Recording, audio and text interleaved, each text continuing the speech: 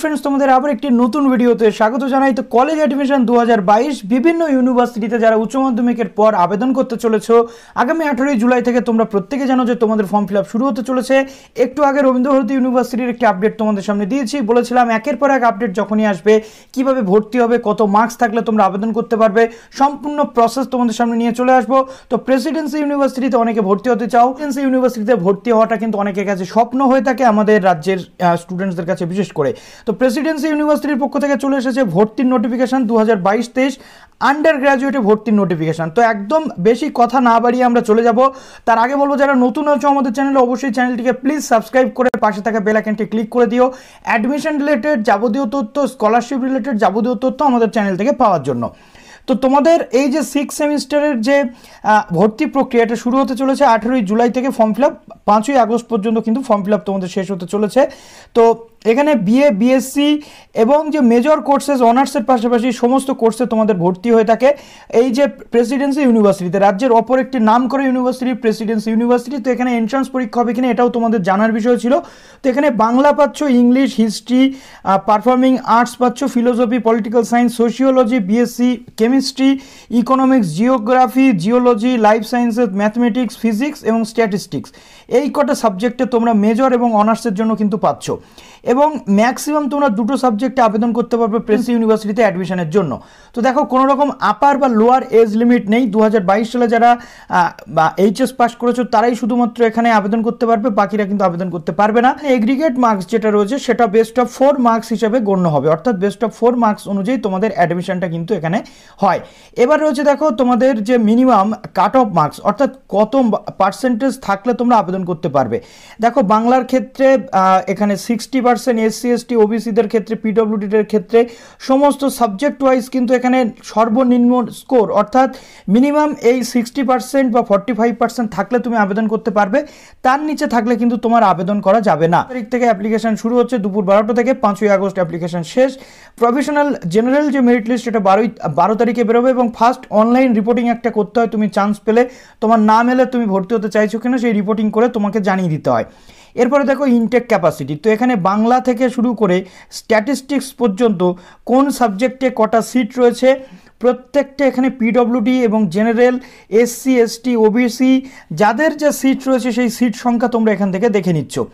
এবার আসি রিজার্ভেশন, যেমন গভর্নমেন্টের রুলস আছে সেরকম অনুযায়ী রিজার্ভেশন তোমরা পাবে এসসি এসটি ওবিসি যারা রয়েছে তারা।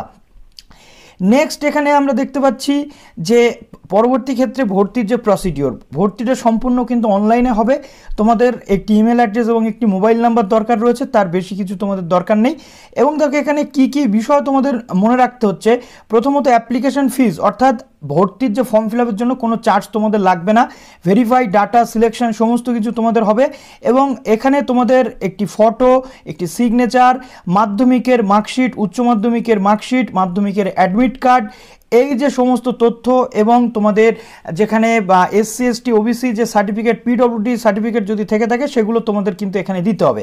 এবার আসছে মাধ্যমিক এবং উচ্চ মাধ্যমিকের মার্কস গড় করে একটা নির্দিষ্ট ফরম্যাটে কিন্তু এখানে ভর্তি হয়ে থাকে, যেহেতু এখানে এন্ট্রান্স হচ্ছে না। মানে আউট অফ 100-এর মধ্যে 90% যদি তুমি পেয়ে থাকো লাইফ সায়েন্সে বা ফিজিক্যাল সায়েন্সে, আবার যদি তুমি পেয়ে থাকো ফিজিক্যাল সায়েন্স 89, সেক্ষেত্রে তোমার মার্কসের যে ক্যালকুলেশন এরকম হবে, দুটো ক্যালকুলেট করে ভাগ 2 করে এই স্কোর কিন্তু তোমাদের বসাতে হবে। তো এখানে মাধ্যমিক উচ্চ মাধ্যমিকের সমস্ত মার্কস দেখা হয়, তবে সব ক্ষেত্রে নয়, এবং উচ্চ মাধ্যমিকের ক্ষেত্রে বেস্ট অফ 4-এর মার্কস কিন্তু তোমাদের এখানে দেখা হবে। এরপরে দেখো অ্যাপ্লিকেশন ফর্ম, তোমাদের অ্যাপ্লিকেশন ফর্ম ফিল আপ করতে হবে এবং সমস্তটা ঠিক করে বুঝে শুনে ফিল আপ করতে হবে যাতে তোমাদের কোনো প্রবলেম না হয়। অনেক ক্ষেত্রে দেখা গেছে অ্যাপ্লিকেশন ফর্ম ফিল আপ করার সময় তোমাদের অনেক সমস্যা হয়, পরবর্তী ক্ষেত্রে কিন্তু সেই অ্যাপ্লিকেশনটা বাতিল হয়ে যায়। এবার আসছে দেখো কোনো রকমভাবে এখানে ধরো কেমিস্ট্রিতে তুমি অনার্স নিতে চাইছো, কীভাবে মেরিট লিস্ট বা জেনারেল মেরিট লিস্টটা পাবলিশ হয় তার ফর্মুলাটা কিন্তু এখানে দেওয়া রয়েছে। এখানে তোমাদের মাধ্যমিকে তোমরা যে অঙ্কের নাম্বার পেয়েছো সেই অঙ্কের নাম্বারের পার্সেন্টেজ 20% এখান থেকে অঙ্কের নাম্বার নেওয়া হবে মাধ্যমিকের। ক্লাস 12 থেকে বি দেখো তোমাদের কেমিস্ট্রির পার্সেন্টেজ নেওয়া হবে 40% যদি কেমিস্ট্রিতে অনার্স নিতে চাও। সি হচ্ছে percentage marks obtained in mathematics, অর্থাৎ ক্লাস 12-এ তুমি ম্যাথমেটিক্সে কত পেয়েছো তার থেকে 20 নেওয়া হবে, এবং এখানে ফিজিক্সের মার্কস থেকে 20 নিয়ে তোমার এখানে টোটালটা কাউন্ট করে কিন্তু মেরিট লিস্ট পাবলিশ হবে। ইকোনমিক্সের ক্ষেত্রে একটু তোমাদের বলে দিই যে তোমাদের এ পার্সেন্টেজ মার্কস ইন, অর্থাৎ ক্লাস 12-এর ক্ষেত্রে ইকোনমিক্সে তোমাদের ম্যাথমেটিক্সে কত পেয়েছো সেটা, এবং ইংলিশে কত পার্সেন্ট পেয়েছো 80 এবং 20, এই দুইভাবে তোমাদের কিন্তু মার্কস ক্যালকুলেট করা হবে। জিওগ্রাফির ক্ষেত্রেও কিন্তু একটা নির্দিষ্ট ফরম্যাট রয়েছে, তো এখানে প্রত্যেকটা ফরম্যাট আলাদা আলাদা রয়েছে, সব ফরম্যাট কিন্তু বোঝানো সম্ভব নয় একটা ভিডিওতে। যদি তোমাদের প্রবলেম হয় তোমরা অবশ্যই বলো, আমি একবার করে দেখিয়ে দিলাম, তোমরা সেই অনুযায়ী কিন্তু দেখে নিতে পারছো।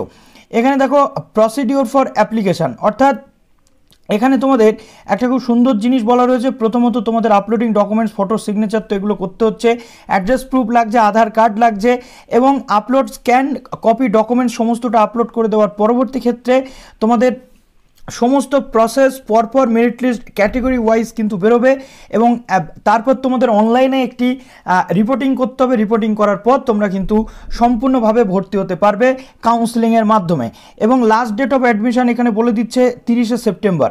তো সমস্ত ডকুমেন্টস যেগুলো যা রয়েছে সেগুলো কিন্তু তোমাদের আপলোড করতে হচ্ছে সঠিকভাবে। তো চলো ভিডিওটি এখানে শেষ করলাম। যদি কোনো প্রশ্ন থাকে কমেন্ট সেকশন জানিও, এবং সমস্ত কলেজ এবং ইউনিভার্সিটির আপডেটগুলো পাওয়ার জন্য আমাদের সাথে জুড়ে থাকো।